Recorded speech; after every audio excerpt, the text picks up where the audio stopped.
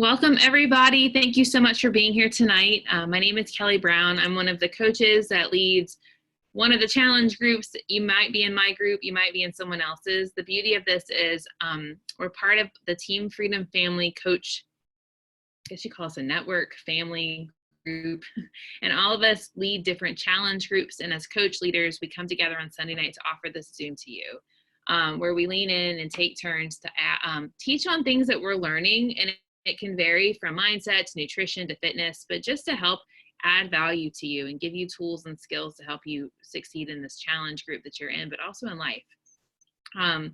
Very excited to be able to speak to you tonight. We also have some people who are our VIP members of our Stress to Bless 7-day challenge. So welcome to those. And if you're listening to the recording, then welcome and thank you for taking the time to listen. So I'm going to just dive right in. I hope you have some paper. If you don't, grab a piece real quick, because I want to talk to you a little bit tonight, and I want to give you some things to think about. This past year, in 2019, I made a decision to invest in some personal development and work with a mindset coach. And I first started to listen to his podcast. I listened to some presentations he did, and I just knew that I needed to work with him to help me to overcome some roadblocks in my journey with my business and just in life. What I found from working with him is some invaluable skills, and I want to share one of the ones that's really helped me the most tonight when I talked about changing your frequency and showing up to your life. Now, it's funny to use the words frequency, because when he first used things like this, I rolled my eyes so far back I could have fallen out of my chair. I'm not a person that usually uses things like changing your frequency or dialing into a higher level. I always think that's like woo-woo and not me. But I've learned that it doesn't matter what I think. If the skill or the tool is going to help me, then I can call it something different if I have to. But learn from the people who have what you want. If you see someone, in your life, hopefully in your challenge group, that has something that you want, whether it's their fitness and wellness, or the relationship with their husband or their children or their friendship or their community, ask them how they did it. That's how you learn. And that's what I've asked him to teach me. And so tonight I want to share this with you. A couple things I want to talk about, I'm just throwing these out there to kind of ponder. Like, do you think that you need to have your home in perfect order in order to relax? Does your stress level depend on the behavior of your kids?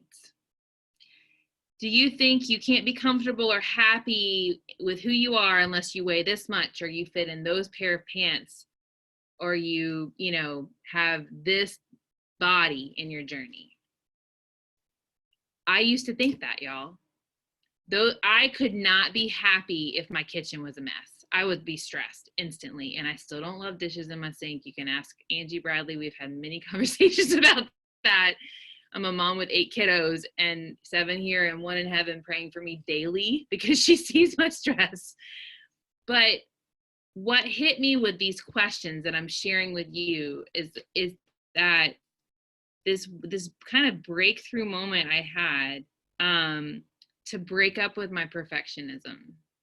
And if you are a perfectionist, I invite you to join the Recovering Perfectionist group. It takes time because you can't do it perfect.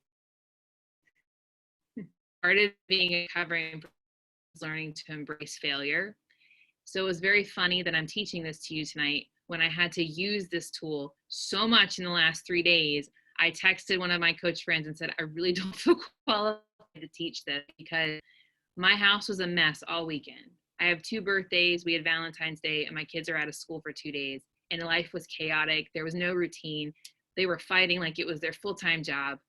My husband and I had to give a presentation, and we were trying to figure out how to sit down and have a conversation without being interrupted 20 times. I mean, I have 2 children that, like, one of them doesn't know how to communicate himself with him, like when he's feeling, so he just shuts down. The other one communicates too much and needs to learn how to shut down. And a lot of that was going on in our house. And I felt like I was like the fireman with a hose, just putting out fires the last 3 days. And I think it was a God thing that I'm here talking to you tonight, because as I was preparing my notes, I was like, oh, I found what I was forgetting to do, because I'm practicing these skills still myself.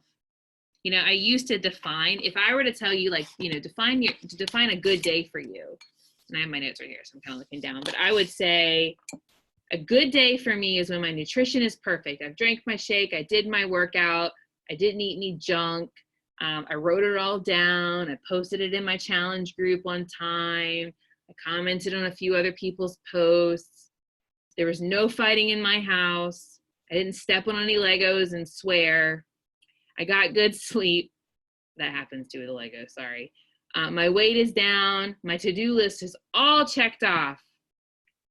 Guys, you know how many good days I have like that? If that's a good day, like, and I used to struggle because in my mind, I was like, I don't want to lower my standard. I don't want to lower my standard.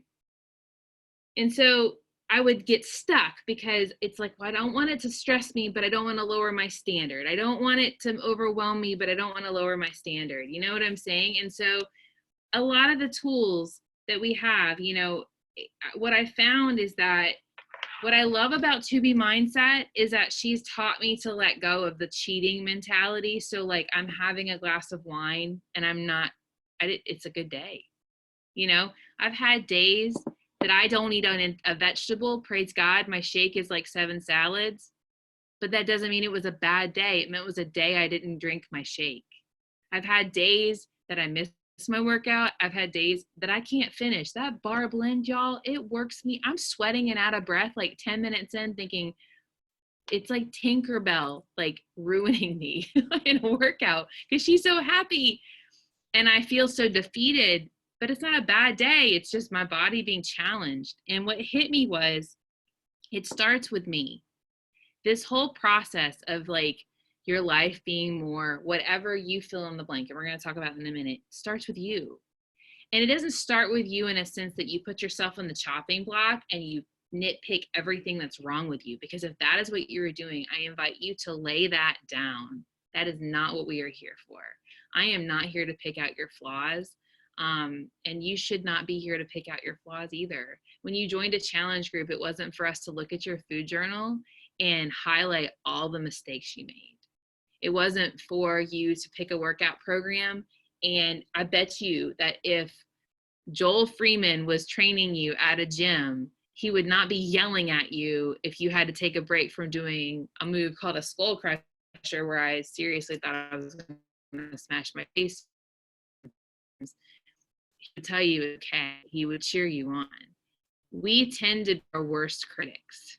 And I hear a lot of us are moms, not everyone, but a lot of times we'll say, I don't want my kids to think like me. Well, then let's change your thinking, because the number one person they learn from is us. And so the beauty is you've said yes to a fitness challenge that's going to help you gain the skills, not only to show your children the value of taking care of your body, but the value of taking care of your mind and growing and changing and not being perfect. I grew up in a house of perfectionism. Y'all, there was never a mess in my house.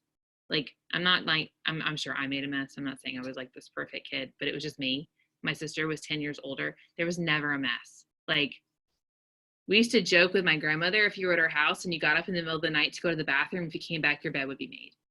Like, 'cause she could not handle any mess. And so my mom was like that. Like, everything was perfect. And only one kid, I've seen one kid do a lot of damage. I mean, I have a 2-year-old that's like on her, but you can manage it, right? So for me, learning that mess is okay was huge. And I had to apply that even in my own journey. The mess in my fitness journey is okay. You know, the day that you might pound a big bag of kettle chips because they're super yummy on a call when you're working with your coaches and someone takes a picture of you, you can't shame yourself, but you also can't say it is what it is, whatever, who cares, and not care. So where's the balance? And that's what I want to talk to you about tonight. You know, I want to talk to you about teach you 3 things to help you show up in your, sorry, I'm looking down, at frequency define winning. And that's different for all of us. I'm going to talk to you about mine, but I want it to inspire you to think about your own. So if you have a piece of paper, what I want you to think about is this question, because this question completely changed my life. And I know that's a big statement to say, but it literally did. And if anyone's known me for long enough, you've heard this before, but I'm changing it a little bit. If you no longer worried about failing, who would you show up as in your life? Give me one word that you would want people to describe you as. I would be a blank. If I knew I couldn't fail, or if I wasn't worried about failing, because we're all gonna fail, who would you be? I got asked that question at an event for a business conference, and I was sitting in a room full of women, very inspiring women, and each of them went around and shared these huge, huge statements and goals. And when it came to me, my answer was, I would be peaceful as a wife and mom. I want to show up peaceful, who I would be. If I knew I wouldn't fail, or if I wasn't worried about failing, who would I be? And I would love it if you would type your word in the chat, because I think it's different for all of us, or it might be the same. That's okay too. But I just wanted to be peaceful. I struggled with so much anxiety. I had postpartum anxiety. I had anxiety my whole life, and I didn't want to be anxious anymore. And I want you to take it a little bit further and tell me, what does peaceful mean to you? I want you to think of 3 words that are adjectives that describe that peaceful version of you.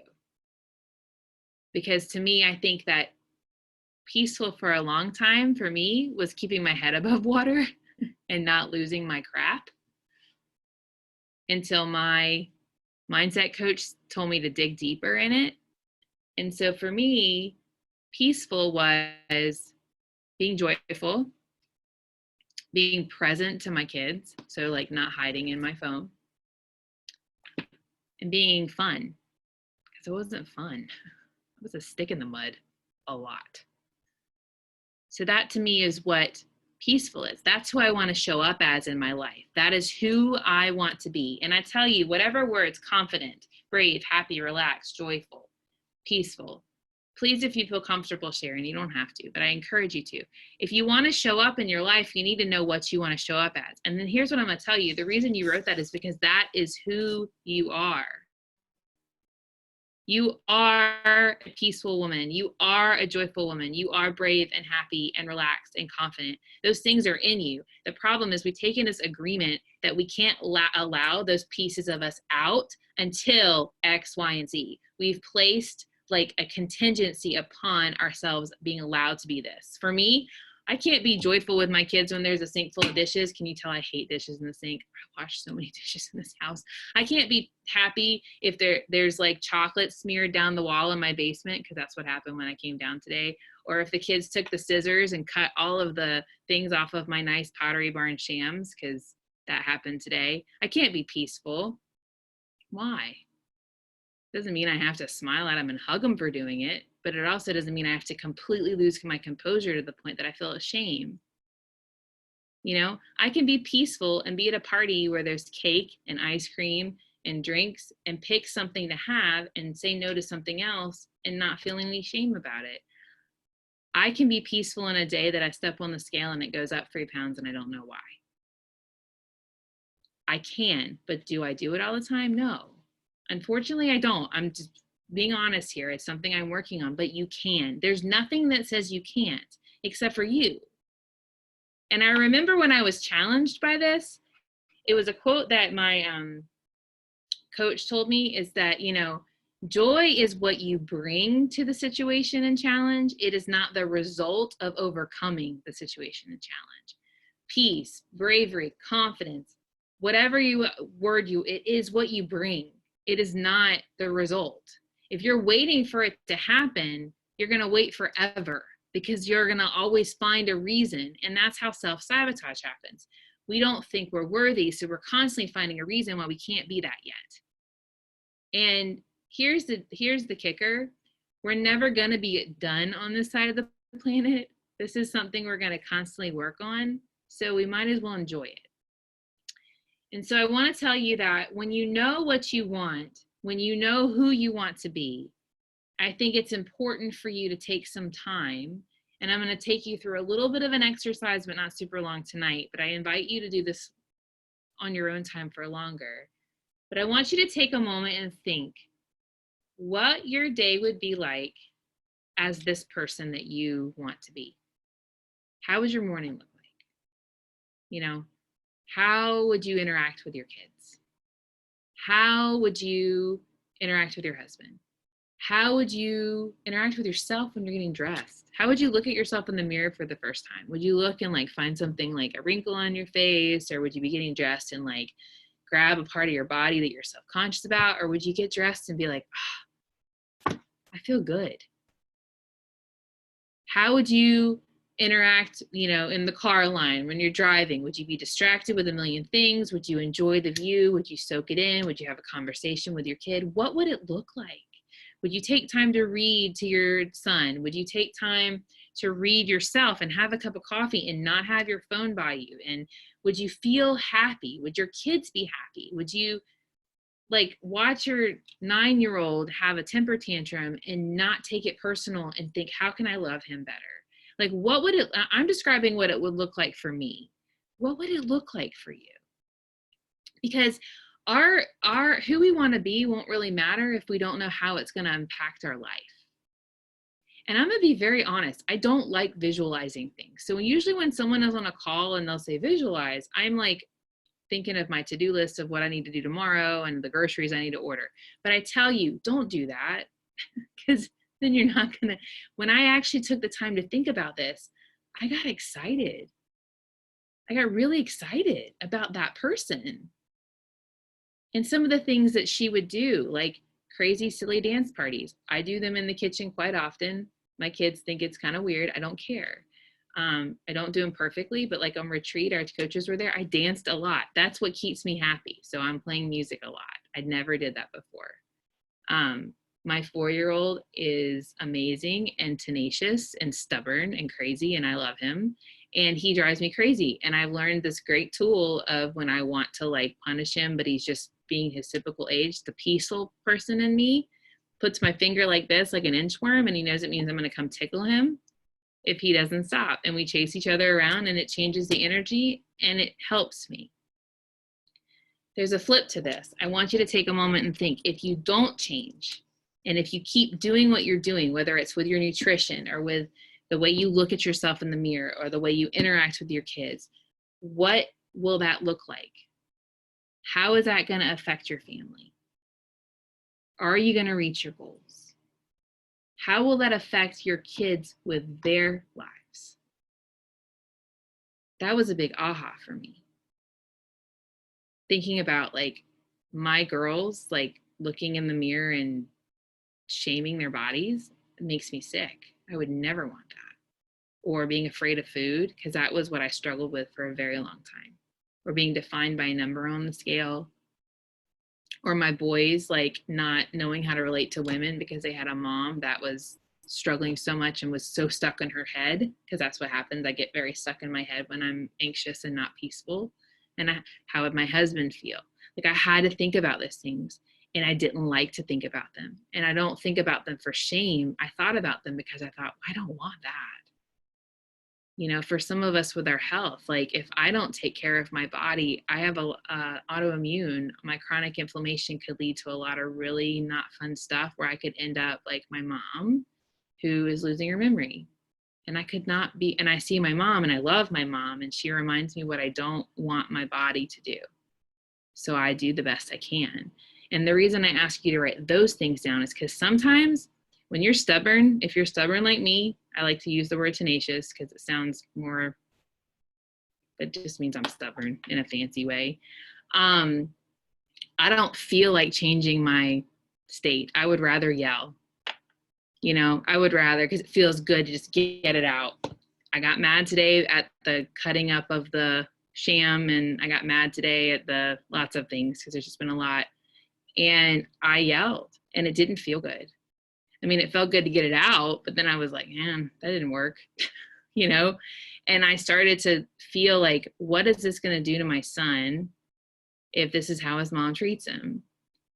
And so, in the past, I would have yelled and it would have turned into going to the kitchen and grabbing the chocolate frosting I just bought for my son's birthday cake tomorrow and probably eating half of it and then being really mad at myself for doing that. But instead, after I calmed down, I apologized to him. And I told him I was upset about this. I should not have done that. But it's because I've taken time to think about the chain of command of what could happen, the chain of events. and I'm not going to hold it over myself and beat myself up about it. But I think in this journey, if you want to show up in your life and not be stressed all the time and be blessed all the time, you have to be able to define who you want to be. Who are you called to be? Don't try to be me, be you. Like, don't try to be your coach, be you. Let your coach inspire you to step into you. One of my very good friends who's a coach in our upline, she's inspired me to be me. I'm not her. Like, but watching her and her marriage has helped my husband and I, like, and their marriage is totally different, but she's inspired me to read books or to try things or to, you know what I mean? Watching her story with her overcoming different things with her body. I didn't have the same ones, but it inspired me. And I want to pass that down to my kids. So I had to define, what does that even look like? So many times I think we're just walking into our day, just flying by the seat of our pants with a to-do list, hoping some of the things gets checked off. We're not being intentional. And we're going to talk more about that, like in the week in the Blessed group, Stress to Blessed group, and we'll be sharing it in the other challenge groups too, so don't worry. But it's like things that you need to do to help you. But here's the thing. You can have a morning routine, an evening routine, a meal plan, a workout plan, a shake, a community, but you're still going to have times that you lose it. Like you fail. And this was what I want to talk to you, and it's my third point tonight. Like, I do want you to take some more time when you're not on a call with me talking to reflect about what would happen if things don't change versus what will happen if they do. I want you to be more motivated by what will happen if they do than if they don't, because that's exciting. And that's what's happening now. You're here, you're listening. If you're not live, you're on the recording. That's happening now, and you need to stand in that truth. But it's good to be aware of what could happen if you don't, you know. But I want you to think about this. What do you do when everything's good and you're having a good day and everything's going well, and then something triggers you and derails you and you fall off the face, you know, you fall into a pan of brownies and 2/3 are gone and you're like, how did that happen? Or Valentine's candy, or I feel like there's candy. There's like Reese's for everything now. There's like probably going to be Reese's Shamrocks. I don't know. But, you know, you get into the junk, or you skip your workout for 3 days because you're just mad at yourself. So you're punishing yourself, or you snap at a kid, and you start to see a spiral happen. There's a difference when you react to stress. You can splat like a water balloon on the sidewalk, or you can bounce like those annoying little bouncy balls that come out of the 25-cent machines that you pray doesn't knock over like the one nice vase you have on your shelf in your kitchen. I don't know if y'all have boys that have bouncy balls, but I'm always like, get them out of my kitchen, get them out of my kitchen. It's like one place where things can be broken, and they're like throwing them everywhere. And I'm like, oh my gosh, yes. I throw them in the trash too. I think they look, that's a side note, I'm going on a tangent. They look like gumballs to me, and I'm worried they're going to chew them up and choke on them. But anyway, how do you bounce? I don't know if you ever watched, this is going to date me. I'm old. Gummy Bears was a show back in the day. Look it up on YouTube. They need good old cartoons like that nowadays with our kids. If they were in a bad spot or they needed to like get to the place of relief, they would drink this juice and they would bounce. And that's what we need to learn to do. We need to learn to bounce. We need to learn, like we talked about this on a call right before this with some of my coaches, the but now button. This, like, you know how they have the Staples red button for help where you push it? That was an old commercial. I don't know how, like now we need a button where we could be like, but now I'm going to be different. That's bouncing. What does that mean? I'm going to teach you tonight something very simple that can really help you bounce.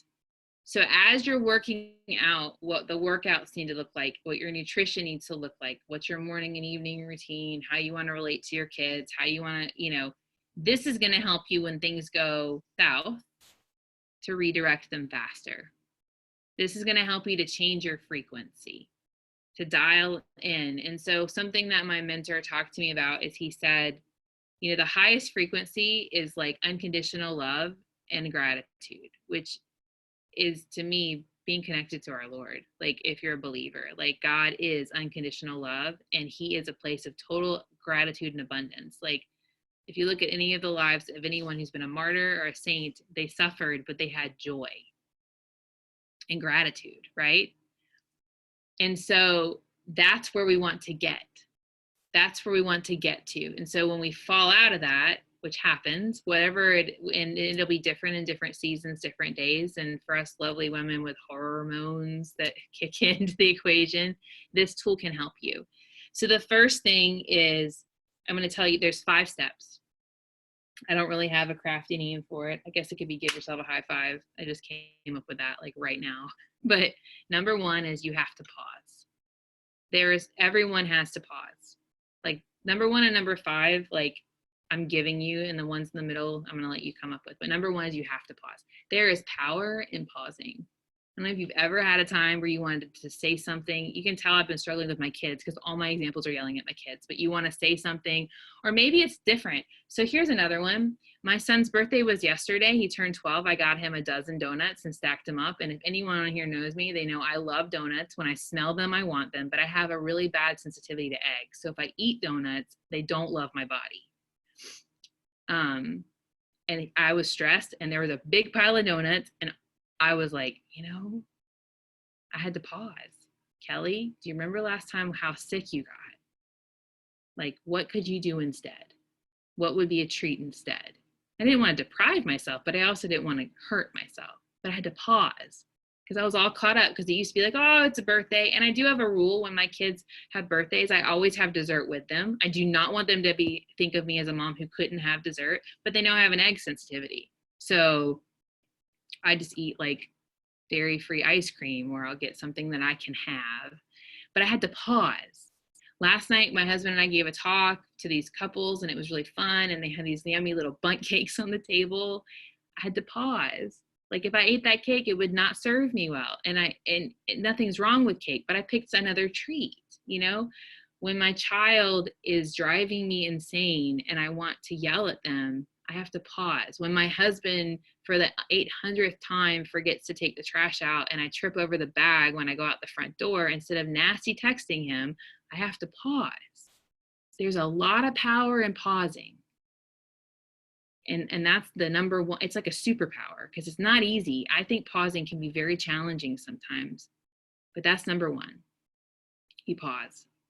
If you're about to quit your workout, you pause. Can I do 3 more? You know what I mean? If you're trying to skip something you need to do, you pause and think about how it's going to make you feel the next day. So number 1 is pause.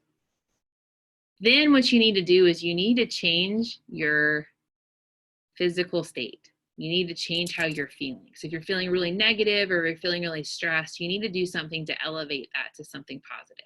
And this is where you get to pick 3 things that help you. And I'm going to tell you mine.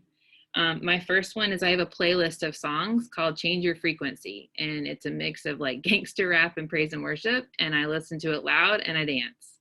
And my kids know if it's on, okay, mom is like working through something. It has everything from like Pitbull to Coldplay to like just random stuff. I don't even know who these people are. I just like the music. But I made a playlist. It's called Change Your Frequency. And it's the first thing that goes on. So if I'm in my car, it's on. If I'm in my kitchen, Alexa plays it. Sometimes that's not enough though. My number 2 is choose what's your favorite workout move, or the one that gets you like going. Is it a burpee? I don't know who loves burpees. Some people do, I do not. Is it jumping jacks? Is it push-ups? Is it high knees? Something that's going to immediately get your heart rate up. For me, I would say push-ups because I would love to get stronger in them, but pausing and doing 10 push-ups. Like that was something my friend Summer taught me. Her kids knew it was part of her thing. So if they were at the grocery store, she would tell them, do we do push-ups right here? And they'd be like, no, mom. Because but for a season I would do high knees, or jumping jacks or something that it's not, you don't want to get caught up in analyzing, why am I overwhelmed? You just want to change your physical state, because what happens when you're overwhelmed is you cannot think creatively. You can only think one way.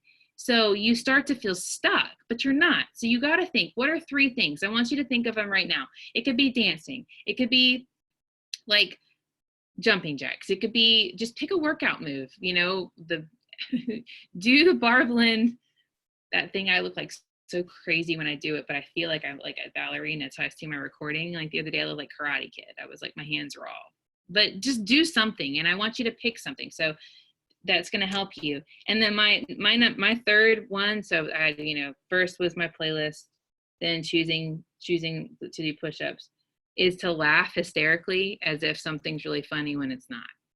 I mean, you just laugh. You make yourself laugh for like a minute. You have to do these for a minute. If I told you the other stuff my coach made me do, you think I was crazy. Like he had me chirping for a bird one time around my house. Chirp, chirp, chirp, chirp, chirp. I don't do that one anymore. But I laugh. I remember the other day I was really overwhelmed and frustrated, and I just started laughing hysterically to the point that I could not stop laughing. And my oldest came in and he's like, "Are you okay, Mom? Are you crying?" And I was like, "No, I'm fine." He's like, "Okay." And he left the room. But it worked. I just felt good. At our retreat, sometimes when we take pictures, if you see our team photos, I mean, we do love each other, but sometimes we just make ourselves start laughing. And then after photos, we're like so happy because that helps me and it's easy and I don't have to think about it. And if I'm in public and I start laughing, I don't look like a total crazy person, but it changes my state. So you have a pause, you pick your 3 things. You don't have to do all 3. You just choose which one. You know what I mean? Sometimes, like I said, my playlist will not work. And if I'm in my car, I can't necessarily do push-ups. You know what I mean? But I have these 3 things kind of in my toolbox.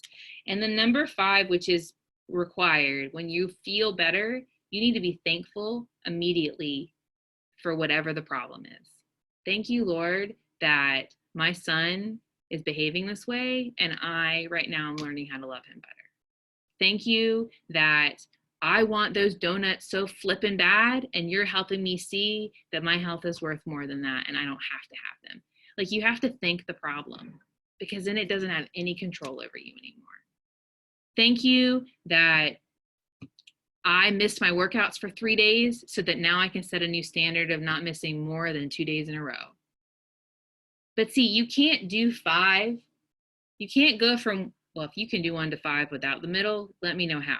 I cannot go from 1 to 5. I have to change this first. And this does not change by analyzing why my son is yelling at me, or by analyzing why am I an emotional eater, or by accusing myself. It does not. I cannot get into my head. I have to literally get out, because if you're in your head, you're dead. Like, you just can't, you'll get stuck.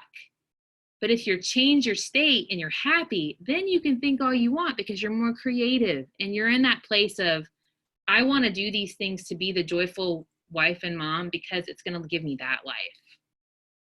This high five that I do, it makes a huge difference. I have it as a screensaver on my phone. Like, that way, and with it, it has the quote, "Joy is something I bring to a challenge, not something I receive from overcoming it." And I have a few other here. I have an inner mean girl, I've named her, and sometimes I'll tell her out loud to shut it. That's another strategy for me. But the main ones for me are the physical change. If you want to change your state, this is how you do it. And it's not like, it's just as easy not to do. And that's why the reflection questions of what will happen if you don't can kind of help. Because to me, you can decide numbers 2, 3, and 4.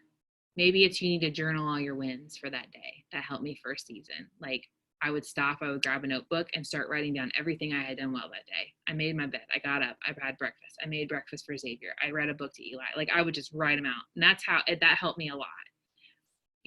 Sometimes it's like, it's just change. It's not always the same. Some people, it helps to just to go outside and sit on the front porch. If you're not with kids, to take a walk around the block to get some cool air. Like, you decide what's good for you. That's what's going to help you. If it's not freezing cold for me, being on my back porch, I have a swing. It's my happy place. If I can get on my swing and swing for like 5 minutes, it totally changes my state. But you get to decide what 2, 3, and 4 are. This can help you not binge eat. This can help you not beat yourself up. This can help you not splatter, but bounce. It's okay to fall. And I'll be honest, when I first started to do this, like, there are days I bounce right back. There are days I lay on the sidewalk for a little while before I decide. I'll be honest. There are days like today, I splattered 6 times before I finally used my playlist. I was choosing that I liked being mad for some reason. I don't know why. And I didn't want to get stuck in my head. So that's my win. I didn't get stuck in my head, but I definitely didn't get my workout in today. And sometimes your workout, it's great, but if you're in the middle of the grocery store, I mean, you could pull up BOD and do your workout, but I mean, that might be kind of weird.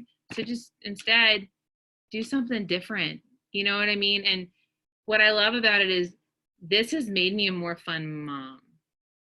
And I never would have called myself a fun mom until about really like 2 years ago. And I know that's sad. I have a lot of kids, but I'm not saying I was never fun, but it wasn't like my go-to. I was manager of the things. I was keeping out the fires. And that the problem is I want to keep out the fires and not feel like the fires define me as a crappy mom. I want to be able to plan my nutrition and have a good week and enjoy like some chicken tacos on a Saturday and not think it's ruined my entire fitness journey. And so whether you're on this call because you need help because you keep self-sabotaging in your fitness, or you're on this call hoping that you're going to learn something to help you not lose it with your kids, or you're on this call because, you know, when you get up in the morning, you're not comfortable in your skin. So how can I be comfortable now and work on my goals? I hope this helps you, because I still have things in my health that I'm working on. I have inflammation markers I'm trying to bring down. I have goals about strength I'd like to be able to do and push-ups and things. You know, when you hit your goal weight, you're still not done. You're still growing, and you're not done in a sense of not satisfied, but you're trying to grow and become stronger and learn more and create change and that, you know, but you can be happy right now where you are with how much you've done already, because you can't shame yourself into reaching a higher frequency in your life. Like shame, when you're living in a place of gratitude and unconditional love, shame has no place. Unforgiveness has no place. Self-bullying doesn't belong there. And the more you can tune into it, the more those like accusatory things you sometimes tell yourself start to sound funny. Like, wait, that doesn't make sense to me anymore. When I first started my journey, y'all, I was terrified of food. I mean, I've been a coach for 6.5 years. My first challenge group, I bought a bag of dark chocolate chips, and every 3 days I would finish it at night by handfuls. They were in my freezer. My husband would go out of town and make a pan of brownies. I would give my 4 kids at the time, we had 5. I would give each of them a brownie. They'd go to bed and I'd finish the pan. And I was in the challenge group doing my workouts, but I was so ashamed. I would post and then I would eat after and not post what I ate after. It was like I couldn't have chips in my house because I have to eat the whole bag. I couldn't have and then the other part that was awful was I would literally like analyze my body in the mirror and find stuff wrong with it all the time. Like I would criticize my legs. I would criticize parts of my body. I had so much uncomfortableness in my skin. And so I was really stuck with the scale for a long time. So there was a season I didn't weigh myself for a while because I needed to stop. And thankfully, when 2B Mindset came around, it's helped me heal. Like it helps me hold myself accountable. If I'm going to eat the chicken tacos and have these treats and have a couple of drinks on the weekend, and I get on the scale Sunday and it's up, okay, it's because I did this. It's just data.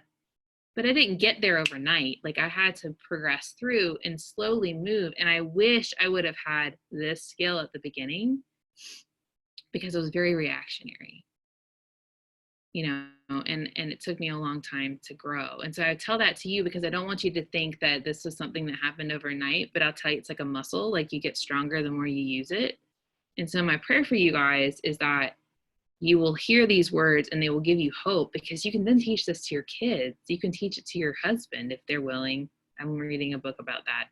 Only if they want you to. Like they don't like being told what to do. I learned that with my husband, respectfully. But they'll see you do it and it makes a ripple, you know, like teaching your kids strategies, but you got to do it first. Like, and it's okay to want your dishes to be washed, and it's okay to want your house to be vacuumed, and it's okay to want things you put away. And if you're blessed to have someone clean your house, I do have someone come help once a week. I thoroughly enjoy the 1 hour that it's perfect before everyone comes home, and then it's undone in like 45 minutes. But I do enjoy that. I do love that.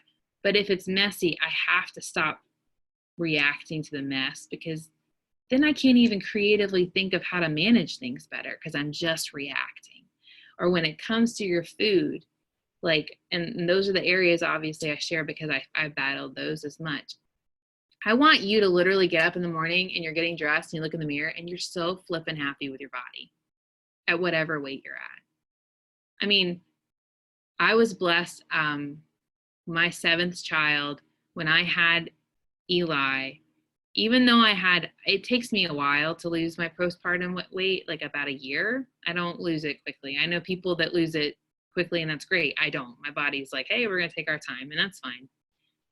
It was the first time I literally maybe had 2 times in the whole period of losing it that I ever had a day where I got discouraged. And the days I got discouraged was usually because I would read someone that would be like 6 weeks and I'm back in my pre-pregnancy pants. And I'd be like, ah, but I knew right away that wasn't good or true, or I didn't need to compare, but I felt happy. Like my body's been through 8 pregnancies and I'm happy, and I'm not at my lowest weight ever. And I'm really wanting to get stronger. And I'm telling you, if you haven't done Barblin, I know dancing is not for everyone, but I am seeing muscles I didn't know I had. And it's been kind of nice. And I like more Transform 20 or Lift 4, but this has been good for me because it's challenging me. But it had to start with me. Like, if you want to change things, yes, like Rebecca said, you have to be the example.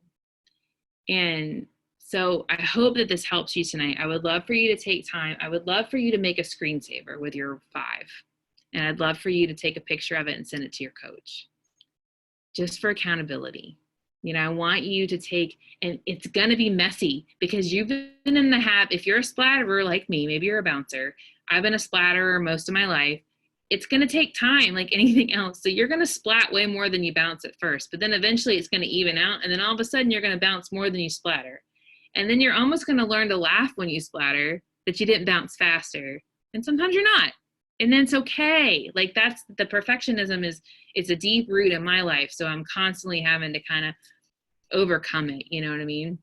But I hope that this helps you, because you can show up as that person now, because you already are. Like, you wouldn't have a desire to be a peaceful or joyful or present or loving or caring or silly or fun person if it wasn't already in you. Like, it's in you.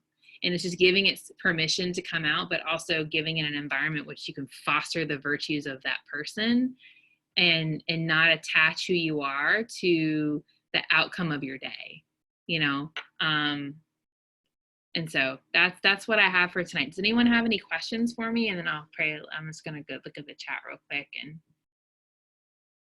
everyone's empathizing with my donuts.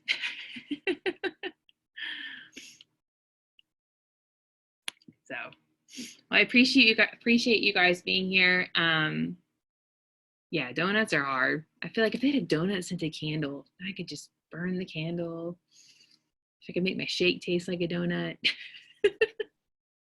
then everything would be good. Well, I appreciate you guys taking the time. I'm gonna go ahead and pray so I can let you guys go. But thank you for being here tonight. For those listening to recording, please take the time to apply this and send this stuff to your coach, okay? Heavenly Father, thank you so much for our community, Lord. I pray that you would give us the grace to step more into the woman that you have created us to be. God, I pray that you would give us the just the creativity to think of those things that can help us change our emotional state so that we can really become closer to you, Lord. Give us the grace to pause. Give us the strength to pause. Give us the grace to build this habit of cultivating whatever the virtues are you've laid on our heart, Lord. I pray for our challengers, for our coaches, for those in our 7-day group this week, that you would just help it to be fruitful, Lord, for your glory. I give you thanks, God, for every person here, for those listening to the recording, and for those in our community, that we can be a light to one another. And I just pray in thanksgiving to be able to share, Lord, how you're working in my life. And I offer all of these things in your most holy name. Amen. Thank you, guys. Have a great night.